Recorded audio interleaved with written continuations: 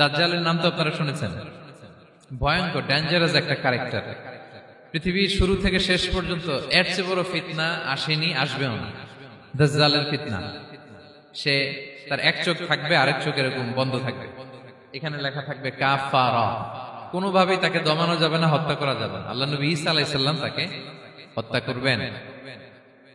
তো যে ব্যক্তি সূরা কাহাফ তেলাওয়াত করবে, সূরা কাহাফের প্রথম 10 আয়াত বিশেষ করে মুখস্থ রাখবে, আল্লাহ তাআলা উসিমা মিন ফিতনাতিদ দাজ্জাল, দাজ্জালের ফিতনা থেকে তাকে বাঁচাবেন। তা আমরা দাজ্জালের ফিতনা থেকে বাঁচতে চাই কি চাই না? আমরা যেন সূরা কাহাফের প্রথম 10 আয়াত মুখস্থ করি। সূরা কাহাফ যেন জুমার দিন আমরা তেলাওয়াত করি। So now the question arises, what is the relationship of Suratul Kahf with Dajjal? দাজ্জালের সাথে সূরা কাহাফের রিলেশনটার কারণ কি? একটা মেকানিজম তো এখানে আছে। এত সূরা থাকে, রাসূল সাল্লাল্লাহু আলাইহি ওয়াসাল্লাম কেন বলেন যে সূরা কাহাফ পড়লে দাজ্জালের ফিতনা থেকে বাঁচবে? কারণটা কি? এর কারণ হচ্ছে দাজ্জাল আমাদেরকে যে সমস্ত জিনিস দিয়ে ফিতনায় ফেলবে, ওই ফিতনাগুলোর সলিউশন আল্লাহ তাআলা সূরা কাহাফের ভিতরে রেখে দিয়েছেন। দাজ্জাল 4টা জিনিস দিয়ে আমাদেরকে ফিতনায় ফেলবে। দ্যাটস ট্রায়াল অফ ফেথ, এক নাম্বার। ঈমানের পরীক্ষায় সে আমাদেরকে ফেলবে, আমাদের বিশ্বাস নিয়ে ছিনিমিনি খেলবে সে। এটার সলিউশন আছে সূরা কাহাফ, আমি বলবো আস্তে আস্তে।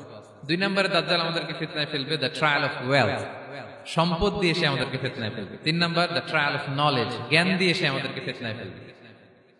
4 নম্বর দ্য ট্রায়াল অফ পাওয়ার, ক্ষমতা দিয়ে সে আমাদেরকে ফিতনায় ফেলবে।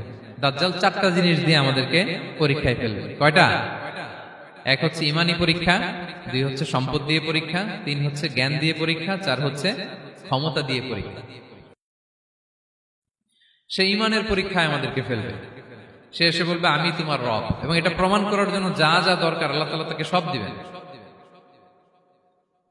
সে সব করতে পারবে। সে বলবে আমি তোমার রব। যদি বিশ্বাস না হয়, তোমার বাবাকে যদি জীবিত করে বিশ্বাস করবে? অনেকে বলবে হ্যাঁ আমার আব্বাকে জীবিত করে দেখান। তো তার বাবাকে ঠিকই সে জীবিত করে ফেলবে। আসলে শয়তান তার বাবার সূরত নিয়ে সামনে দাঁড়াবে।